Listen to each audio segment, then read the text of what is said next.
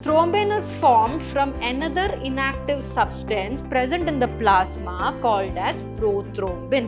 So there are various types of grouping of blood has been done, and among them two such groupings are always considered. One is the ABO grouping and the RH grouping. What are the two antigens that are present on the RBCs? They are anti-A and anti-B. Plasma contains a protein called as fibrinogen. That fibrinogen actually helps in clotting or coagulation of the blood.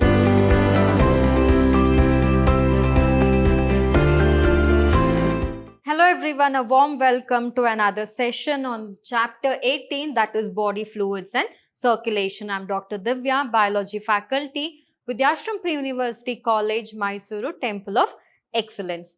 So in the previous session of this chapter, we understood what blood is and what are the different components of the blood.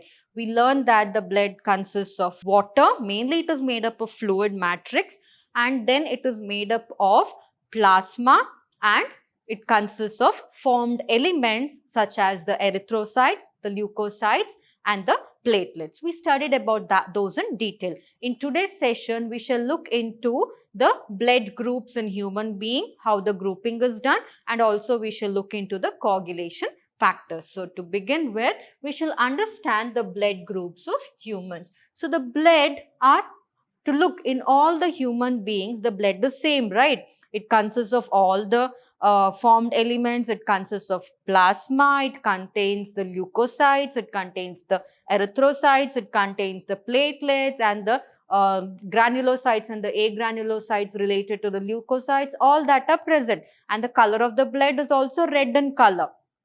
But there are variations in the shades of red that are there, but that doesn't matter. But the blood is red in color and it looks same, right? But did you know that each person, individual, has his own blood group, right? So what are the different blood groups we shall look into? So the blood of human beings differ in certain aspects, though it appears to be similar.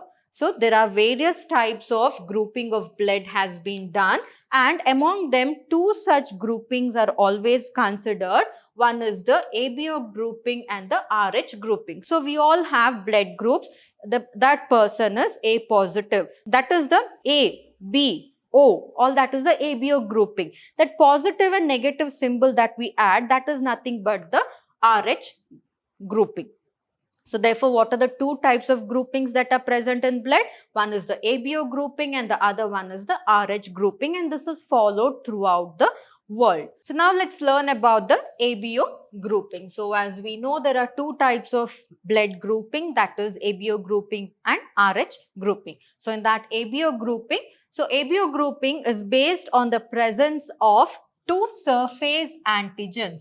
So what are these antigens? So on the surface of RBCs, there are present two antigens which are antigen A and antigen B. So antigen, it is something that actually triggers the reaction of an antibody, or it triggers an immune cell to act against it, be it a bacteria. Say for example, some disease causing organisms or pathogens such as the bacteria, viruses and all that, when they try to enter into the human body, what happens is they are called as the antigens. Now the bacteria and all that are the antigens because they are the ones trying to enter into the human body. Once they enter into the human body or mixes with the bloodstream, in the bloodstream, they trigger the production of certain antibodies, and therefore these bacteria and all that are called as the, not just the bacteria, be it any form of chemical substance as well. So therefore, antigens are nothing but the chemicals that can induce immune response, and there are two types of antigens in blood, that is antigen A and antigen B. Similarly, the plasma of different individuals contain two natural antibodies. So what are antibodies? As the name itself suggests, antibodies. Anti means against a certain body. What body here? Against a foreign body. So what are foreign bodies? Those organisms trying to enter into a system, right? Against antigens. So there are antibodies that work against antigens. And where are these antibodies present? They are present in the blood plasma. We all learnt in the first session that The plasma is nothing but the straw colored component that is present in the blood, which actually renders immunity to a body, right? So therefore, the ABO grouping. So why do we say ABO grouping? Because each of the individual, they have a different blood group, right? That is blood. Some will have blood group A, B, AB and O. And how are these blood groups assigned? The blood groups are assigned based on this ABO blood grouping, wherein based on what kind of antigen and antibody is present in that person, the grouping is done. Now let's understand it better by looking into this table. So if you can see here, they have given blood group, they have given the antigens on the RBC, the antibodies in the plasma, and then the donors group, that is to whom and all they can donate the blood. So donors group. So first talking about blood group A. So apart from this, we have the RH factor, that is the rhesus factor as well, wherein we have blood groups such as A positive, A negative, B positive, B negative, O positive, O negative and all that, right? That depends on RH grouping. We'll study about that in the next slide. So before that, we need to understand this. So talking about blood group A, if you can see here, blood group A, those individuals having red blood cells, wherein on the surface of the red blood cells, they have antigen A on their RBCs. And what is the antibody present in the plasma? The antibody is always anti-B. It cannot be anti-A. It should be anti-B. If it is anti-A, then it will trigger various blood-related disorders. So, therefore, it should be anti-B. Next, moving on to blood group B. So, blood group B, the antigens on the RBC is B. They have B antigens. So, B antigens, against these B antigens, there is presence of anti-A antibodies. And next, talking about the blood group A and B. So, blood group A and B, if you can see, because the individuals having AB blood group, not A and B, sorry, individuals having AB blood group, they should have both the antigens. They will have both antigen A and antigen B on their. So, these individuals will have both the antigens on their RBCs, that is antigen A and antigen B. And talking about antibodies, they cannot have anti-A and anti-B. Why? Because both antigen A and antigen B is present in their RBC. So, therefore, they will not have any antibodies in their plasma. Next, talking about the individuals with the blood group O. So, to whom and all we can assign that this particular person is having a O blood group. It is those who do not have antigens. Why? Because they will have antibody A and anti-B in their plasma. Therefore, they do not have any of the antigens on their RBC. They lack antigen. So, such person whose RBCs lack antigen but their plasma, which is a component of the blood, have anti-A and anti-B antibodies, such person are assigned the blood group O. So, this is universal grouping. Throughout the world, this is how the blood grouping is done. Next, talking about the donors group. To whom and all these particular blood group persons can donate the blood. Now, talking about the blood group A. If you look into the blood group A, the blood group A can donate blood to people having A blood group and O blood group. Why?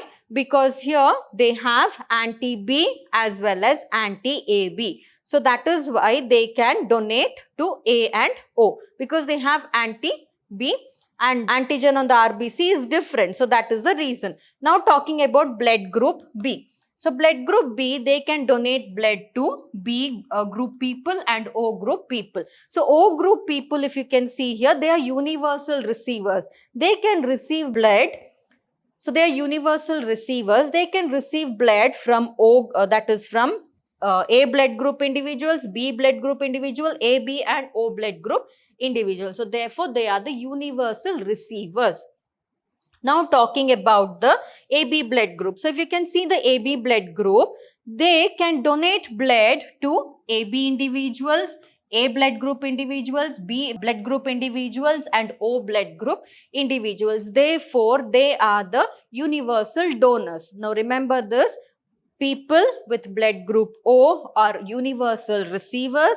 People with blood group AB are universal donors. They can donate blood to all the different blood group individuals. Next, talking about blood group O. So, blood group O, I told you they are universal receivers.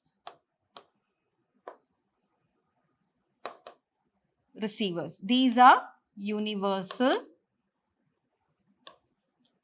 donors. Now, they are universal receivers, but O blood group people to whom they can donate blood, they can donate blood only to individuals of O group. Neither of the other groups they can donate. So, that you need to understand here. So, O individuals, people with O blood group, they can receive blood from any blood group individuals. But the O blood group cannot give blood group to all the blood group individuals. They can only give blood to people having O group blood. So that is why they are called as the universal receivers, but they are not the universal donors here. So this is about the blood grouping. So blood grouping, ABO blood grouping is mainly based on how the individuals, what type are their RBCs and plasmas, whether their RBCs are made up of antigen A and B, or whether they are made up of antigen A and B, or they do not have antigen A and B, based on that, and also based on the type of antibodies that are present in the plasma. So this is about ABO groupings. Next, talking about the RH grouping. So we have heard, right, the person is A positive, A negative, B positive, B negative, O positive, O negative. So why is that negative factor present in the blood? It is nothing but RH grouping. It is the RH factor, or it is called as the rhesus factor. So there is another antigen which is called as the RH antigen. So this RH antigen almost similarly resembled to the RH antigen that is present in the monkeys, that is rhesus macaque monkeys. So that is why they gave the name as RH, wherein RH was taken from the first two words of this particular monkey, RH antigen. So RH antigen is also observed on the surface of RBCs. Earlier we had studied what are the two antigens that are present on the RBCs. They are anti-A and anti-B, right? But apart from that, there are also other factors that are present on the RBCs, which are called as the RH factor. So what all are present on the RBC now? RH factor is present, antigen A is present, and antigen B is present. So such individuals having the RH factors in the blood group are called as RH positive. So if they have in the blood group, so say for example, in the blood group, if they have say for example A positive person. So what does that A positive person have in his blood group? He will have the antigen A, and also he will have the RH positive antigen. Both will be present where? In the RBC. Therefore, his blood group is A positive. That is why we use the sign plus and minus, A positive, A negative. Now, if say for example, he belongs to a blood group A, that is antigen A is present on the RBC, but RH factors are not present on the RBC, then he is a negative person. Therefore, and those in whom this antigen is absent, they are called RH negative person. That is how we get the positive and the negative blood groups. So, hope you have understood this. So, moving further, an RH negative person, what happens if he is exposed to RH positive person, we shall look into. So, RH negative blood, if it mixes with a RH positive blood, say for example, if a negative blood mixes with a positive blood, what might happen, we shall look into. So, if an RH negative person is exposed to RH positive blood, it will form specific antibodies against the RH antigens. So, that is why again here a positive blood group person cannot donate blood to a negative blood group person. Always if a person is A positive, then if you can see here, say for example, I'll show you again in the chart here. If the person is A positive, then he can only donate blood to A positive and O positive, not to A negative and O negative. Why is it not possible? Because here If the Rh negative person's blood mixes with the Rh positive blood, then the specific antibodies will start to get produced against the Rh antigens. Now, what happens if the antibodies get produced? The antibodies will start attacking his own blood cells or red blood cells. That should not happen. If it starts attacking the own red blood cells, then the person will become anemic. He'll start losing the RBCs in his blood. So that should not happen, right? So that is why, therefore, Rh group should also be matched before transfusion. So that is why always a Rh positive person can only donate blood to a Rh positive person and not to a Rh negative person. Similarly, vice versa. The Rh negative person can only donate blood to Rh negative person and not to a Rh positive person. So that is why it is very, very important here. So a special case of Rh incompatibility has been observed between Rh negative blood of a pregnant mother with the Rh positive blood of the fetus. Now, what happens? So, we understood A positive can only donate blood to A positive. A positive cannot donate blood to A negative. We understood this concept now. So, therefore, while transfusing blood, while donating blood, this antigen along with A and the B antigens of the blood, the Rh antigen should also be taken into consideration. Now, there is a question here. So, say for example, if the mother's blood is positive, say if the mother is having A positive blood and this is mother's blood is A positive, and the fetus, that is the baby she is carrying inside a womb, it has A negative blood. Baby. Instead of fetus, I'll write it as baby. So, baby, that is the fetus, it is having A negative. Now, what might happen? What might happen if it mixes? Because we understood that the mixing of positive and negative should not occur there. Now, what might happen? We shall look into. So, in such cases, the Rh antigens of the fetus will not get exposed to the Rh negative blood of the mother in the first pregnancy. So, in the first pregnancy, what happens? The blood will be carried through proper channels from the mother to the baby, right? So, during that time, what happens? The mixing of the blood between the mother and the baby will not occur. So, therefore, it is not a problem there because the two bloods are well separated by the placenta, because all the nutrients and all will be supplied to the fetus through the placenta, and therefore neither the blood of the baby nor the blood of the mother will mix with each other. That is how nothing will happen in such cases. Now, however, sometimes what happens is during delivery, when she is delivering the baby, that is the first child, during the delivery of the first child, there is a possibility that the mother's blood can mix with the fetal blood. Now, understand this, the baby is inside the mother's womb. The baby is having a the mother is having a positive blood and the baby is having a negative blood. Now here, the A positive blood should not mix with A negative. It will lead to bleeding disorders, right? Clotting disorders and all that, blood disorders and all that, we understood. Now here, what might happen then? So when the baby is inside the mother's womb, placenta will prevent the mixing of the A positive blood of the mother with the A negative blood of the baby. So safety is there, it is safeguarded. But what happens later during delivery of the child, when the mother gives birth to the child, at that time what happens? There is a possibility of the exposure of the maternal blood. That is, small amounts of the mother's blood can mix with the blood of the fetus. That is, the Rh positive blood of the mother can mix with the Rh negative blood of the fetus, or the Rh negative blood of the mother can mix with the Rh positive blood of the fetus. That is during delivery. So, in such cases, what happens? The mother's blood will start to produce antibodies against the Rh antigen in her blood because it is a foreign blood. So, the mother's blood will start to produce antibodies. Those antibodies will start attacking the blood of the fetus. Now in this case what happens? The Rh antibodies from the mother will leak into the bloodstream of the fetus during delivery. Say for example, if the mother's blood group is Rh negative, it will leak into the blood of the fetus which is Rh positive, and it will start to destroy the fetal RBCs. Why?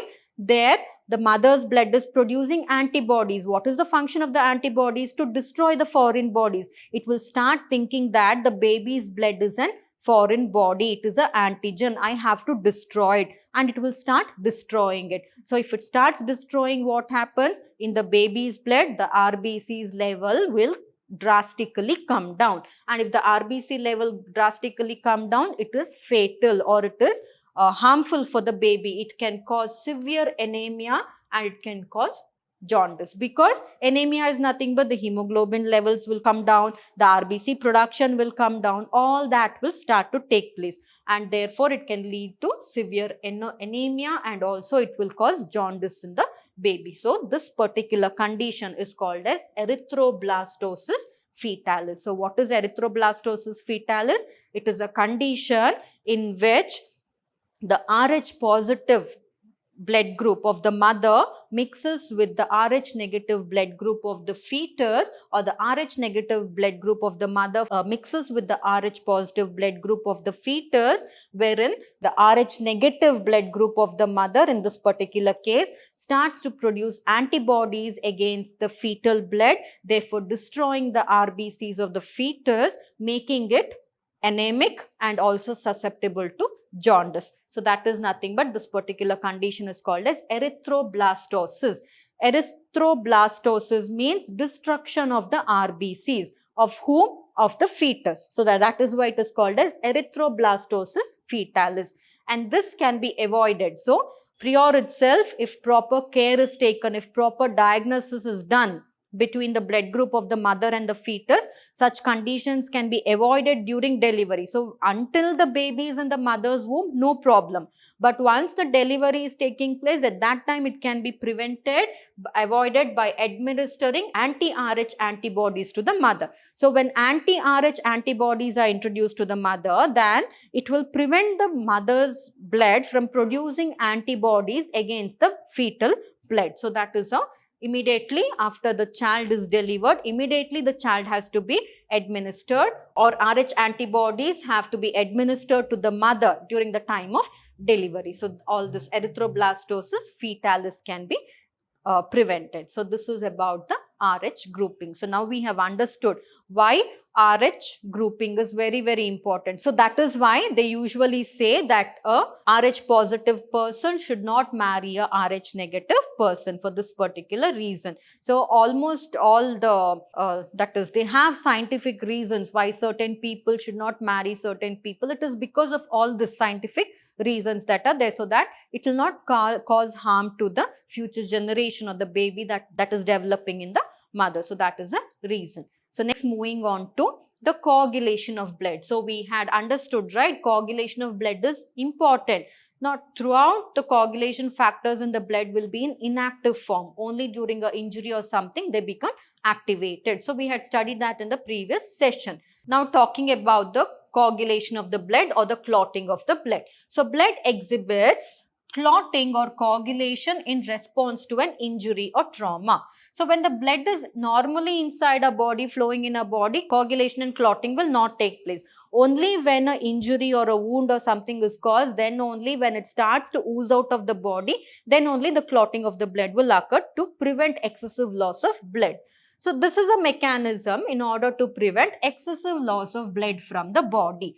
So clot or coagulant or coagulum is formed mainly because of a network of threads called as fibrins. If you remember, plasma contains a protein called as fibrinogen. That fibrinogen actually helps in clotting or coagulation of the blood. We had studied in the previous session, right? So the clot or coagulation, how exactly does the clotting or coagulation occurs? The clotting or coagulation occurs because in the blood, the plasma produces a network of protein thread-like structures called as fibrins.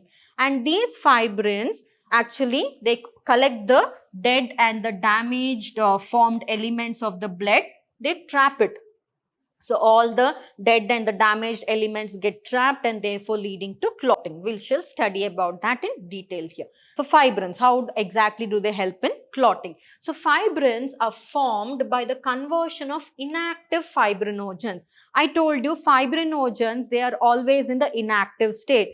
Only when there is an injury, they become activated. Now this fibrinogen has to get converted. So fibrinogen is an inactive state. Fibrin is an active state. So the inactive fibrinogen that is there, which is a protein present in the blood, during the time of injury or trauma or whatever, it gets converted into an active fibrin form.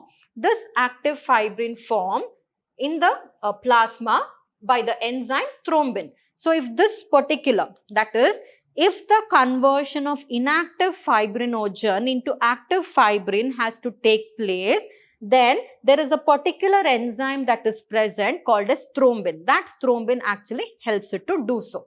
So this thrombin in turn are formed from another. So from where is this thrombin formed? Thrombin is formed from another inactive substance present in the plasma called as prothrombin. So now understand, we have a wound. As soon as we have a wound, the blood will start to ooze out, right? Within the clotting time, the blood has to clot. So within that span of time or within that second or minute, what has to happen? First, we have the thrombin should get activated. Why thrombin should get activated? Because if only thrombin enzyme is there, then the inactive fibrinogen get converted into active fibrin for clotting to occur. If inactive fibrinogen does not get converted into active fibrin, what happens? Clotting will not occur. If that has to take place, then thrombin first should get activated. From where is thrombin get activated? Thrombin gets activated from another important inactive substance which is called as prothrombin. What happens here? Prothrombin is there. That prothrombin will get activated into thrombin. That thrombin will activate the inactive fibrinogen into fibrin. And this fibrin actually helps in the clotting of the blood. Now you understood. So there is an enzyme complex, that is thrombokinase, is required for the above reaction. Now if the prothrombin, that is inactive prothrombin, if it has to get converted into active thrombin, then one enzyme is needed which is called as thrombokinase. So now what did we understand? In the presence of an enzyme thrombokinase, prothrombin, which is inactive substance present in the plasma called as prothrombin, gets converted into thrombin, an enzyme thrombin. This enzyme thrombin helps in the conversion of inactive fibrinogen into active fibrins, and these active fibrins are a network of proteins that actually help in the clotting of the blood by collecting the dead and the destroyed blood cells, that is the red blood cells. So this complex is formed by a series of linked enzymatic reactions. It is a cascade process. It is a network of process. After various reactions, this particular step will occur, involving a number of factors present in the plasma in an inactive state. What are the different factors that are there in the inactive state that takes part in this particular reaction? One is the prothrombin and the other one is the fibrinogen. So both these are in the inactive form. They should get activated and then the clotting will occur here. So this is about it. So you can see here. So there is a damaged blood vessel. So when the wound is occurring, there are numerous blood vessels traveling in a body, or a network of blood vessels in a body, right? They will get damaged. So when the damage occurs, what happens? The red blood cells will start to ooze out. That time the platelets will also come to help. Is the platelets alone enough? No, platelets alone is not enough. At that time, in the plasma, there is protein called as fibrinogen present. That inactive fibrinogen protein gets activated into fibrin. And this thread-like fibrin, if you can see here, this portion, this thread-like fibrin actually will collect all the dead blood and it will result in clotting of the blood. So that is how clotting, it will start to build the clot. So now, an injury or trauma stimulates the platelets. So now we understood fibrin. Apart from that, platelets are also an important component of the blood that help in clotting of the blood. We had learnt about it. So whenever there is an injury or trauma, it will stimulate the production of platelets. Because I told you, if platelets does not get produced properly, then it will lead to blood clotting disorder. So therefore, as soon as the injury occurs and as soon as the blood starts to ooze out, the platelets will get stimulated. The production of platelets will get stimulated. And these platelets will release certain factors, and these factors also help in activating the mechanism of coagulation. So certain factors released by these platelets at the site of the injury also can initiate coagulation. Apart from that, there are various calcium ions also, because I told you blood, they also contain some minerals such as calcium, bicarbonates, all that, right? We had studied sodium. So these calcium ions that are present in the blood, all that also plays a very important role in clotting. So now we understood, along with the fibrin that is there, platelets also should get produced, and these platelets, they get activated, they start producing more in number, and they start to act upon coagulating or clotting the blood. So therefore, for clotting of the blood, fibrin as well as platelets are also very, very important. So this is how the blood clotting occurs. So next, talking about one more fluid component that is present, which is called as the lymph. So lymph is the tissue fluid. So we studied about the platelet and all that. Now we'll move on to the lymph. So as the blood passes through the capillaries in the tissues, so a lot of capillaries or vein-like structures that are present in the body tissues, right? So if you can see here, various lymph capillaries that are there. So they are fine, minute tube-like structures. So as the blood passes through these capillaries in the tissues, some water along with many small water-soluble substances also move out into the space between the cells and the tissues, leaving the larger proteins and most of the formed elements in the blood vessels. Now, what is the function of these capillaries? These capillaries actually collect a lot of components that are present between the tissue spaces and all that. They collect those components and they carry them through the capillaries. So this fluid that is released out is called as the interstitial fluid or the tissue fluid. So what does it mean? As the blood passes through the capillaries. So if you can see here, blood that is passing through the capillaries, the lymph capillaries. So in the tissues, some water along with many water soluble components that are there between the tissues, they also between the cells of the tissues, leaving the larger proteins. Apart from the larger proteins, other small components which are present in the water content in the tissues, they also enter into the blood vessels and they are transported. So this fluid released out is called as the interstitial fluid or the tissue fluid. Now, this tissue fluid, it has the same mineral distribution as that in the plasma. So, in the plasma, there are certain minerals that are present. Exactly the same minerals are present in these, that is the tissue fluid, which is the lymph also as well, such as calcium, bicarbonate, sodium, magnesium, all that.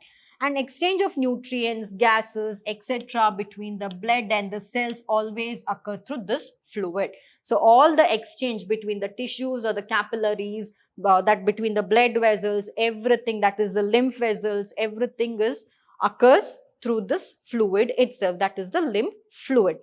So therefore, in a body we have an elaborate network of vessels called as the lymphatic system. So throughout a body, we have behind our ears, in our jawline, in our neck region, in our shoulders, up till the tip of our toe, there are various lymphatic vessels that are present. So it is called as this network consisting of various lymphatic vessels. It is called as the lymphatic system. And this lymphatic system actually collects all this lymph or the tissue fluid and drains it back to the major veins. So that is a function. That is the time when sometimes what happens, if we have an infection, this drainage of body tissues will body fluid tissues will not take place properly. That is when the lymph nodes start to swell. So that is the function. Main function of the lymphatic vessels is to drain the body fluids. That is the main function. So the fluid present in the lymphatic system is called as the lymph, and the lymph that is actually there, it is a colorless fluid and it contains some specialized lymph cells called as the lymphocytes. So what are the lymphocytes? Lymphocytes are nothing but a component, that is the agranulocyte component of the WBCs, right? Lymphocytes, and these lymphocytes are the ones that are responsible for the immune system in a body. So whenever we have a cold, what happens? The lymph nodes will swell. Why? Because whatever bacteria or anything that is entering, it should not enter a bloodstream directly. So therefore, the lymph nodes will trap them. In the lymph nodes, what will get produced? It contains lymphocytes, such as the B lymphocytes, the T lymphocytes. They will start fighting against the pathogen. Once the pathogen is destroyed and all that, again the normal flowing of the body fluid will occur. So that is the function of the lymph node. The main function of the lymph node is to protect our body against various harmful pathogens or to provide immunity to our body. So this was about the lymphatic system or the lymph, which is also called as the body fluid or the tissue fluid. So this was about the lymph or the tissue fluid. And lymph also, apart from providing immunity to our body, it also acts as an important carrier for various nutrients, hormones, etc. to different parts of a body. Apart from that, fats are also absorbed. So I told you throughout a body there is a network of lymph nodes that are present, right?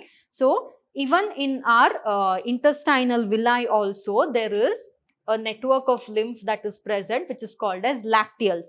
And these lacteals, that are the lymph nodes that are present in our intestinal villi, that is in our intestine, the finger-like projections that are there, which are called as the intestinal villi, they also contain certain lymph nodes called as the lacteals, which actually help in absorption of the fat. So they also help in absorption of fat, especially in the intestinal villi. So these are the functions of the lymph. That is, the function of the lymph is to provide immunity to a body, and not just that, they also help in carrying various nutrients, hormones, etc. to various parts of the body. And not just that, in the intestinal villi, the lymph that are present, lymph nodes that are called as the lacteals, they help in absorption of fat. So this is the function of the lymph or the tissue fluid. So I hope you understood this session well, wherein we studied about the blood grouping, that is ABO blood grouping and RH grouping, and also we studied in detail how the clotting of the blood occurs, and also we studied about one more component in the circulation of blood, that is called as the lymphatic system or the lymph, which is also called as the body fluid or the tissue fluid. So and what is its function also we understood. So in the coming session, we shall discuss about the circulatory pathway, that is the human heart, how exactly the circulation of blood occurs in the human heart. All that we shall study in the coming session. So we shall meet again in the coming session. Thank you.